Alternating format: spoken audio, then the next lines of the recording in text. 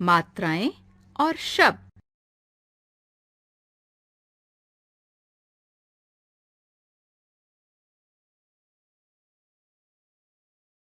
अगर मगर जगर सीखें मात्राएं और पहुंचे शब्दों के घर। प्यारे बच्चों, वर्ण के बारे में तो आप सीख ही चुके हैं और यह भी जानते हैं कि वर्ण दो प्रकार के होते हैं, स्वर और व्यंजन।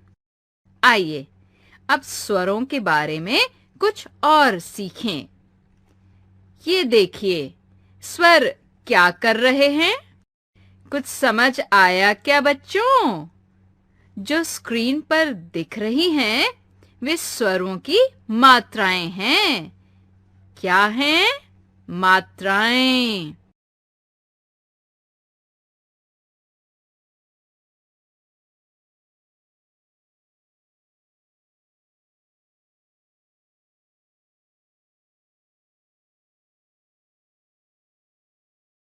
यानी स्वरों को दो प्रकार से लिखा जा सकता है।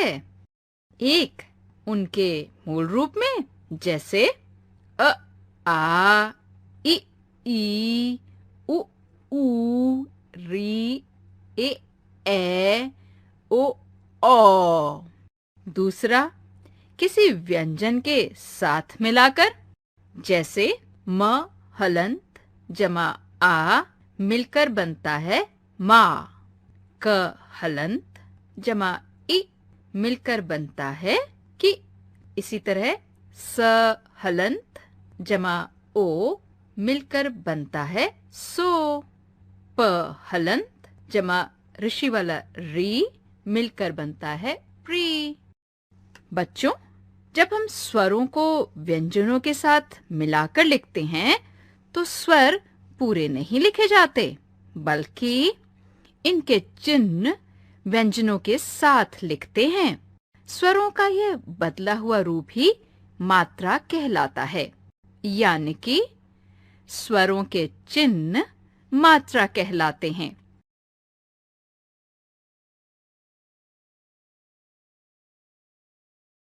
आइए सभी मात्राओं को ध्यान से देखें।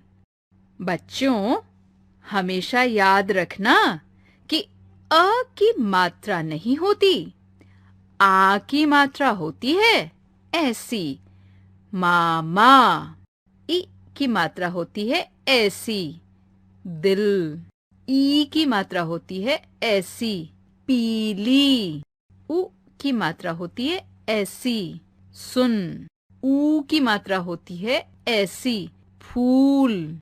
री की मात्रा होती है ऐसी, गृह। ए की मात्रा होती है ऐसी, केला। ए की मात्रा होती है ऐसी, पैसा। ओ की मात्रा होती है ऐसी, मोर। औ की मात्रा होती है ऐसी, कौआ। ये तो हो गई सभी मात्राएं, लेकिन एक मजे की बात यह है कि र में उ और ऊ की मात्रा नीचे नहीं, बल्कि बीच में लगती है, ऐसे। र हलंत जमा ऊ बनता है रू। शब्द बना रुख, रुपया। दूसरा है र हलंत जमा ऊ बना रू। शब्द है रूप, रुमाल। समझ गए ना? इसे हमेशा याद रखना। बच्चों, आप जानते हैं कि सबसे छोटी ध्वनि को वर्ण क्यों कहते हैं? अब मैं आपको शब्द के बारे में बताऊंगी। वर्णों के मेल से शब्द बनते हैं। पहले इन वर्ण समूहों को पढ़िए। रजसु, थीहा, यलको। वर्णों के इस मेल को पढ़कर मुझे तो बहुत हंसी आ रही है और कुछ मतलब भी समझ में नहीं आ रहा।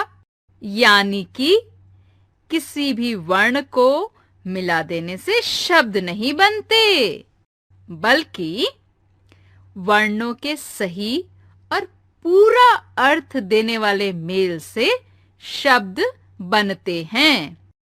इस तरह सूरज, हाथी, कोयल। अतः हम कह सकते हैं कि पूरा अर्थ प्रकट करने वाले वर्ण समूह को शब्द कहते हैं।